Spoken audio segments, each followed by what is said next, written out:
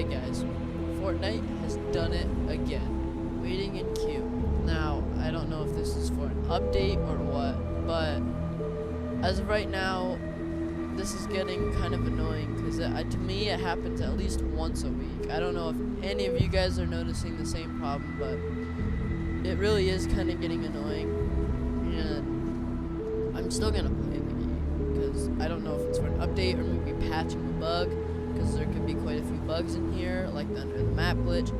But I want to know, do any of you guys know what this problem is from, how to fix it, you know, like what's causing it, how to get rid of this, if there is any way to get rid of it. And you know, I just want to know because again, it's kind of getting annoying that it happens about once every week.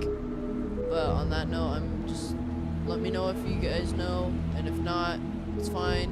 Hopefully they fix whatever it is soon, and I'll catch y'all later. See ya.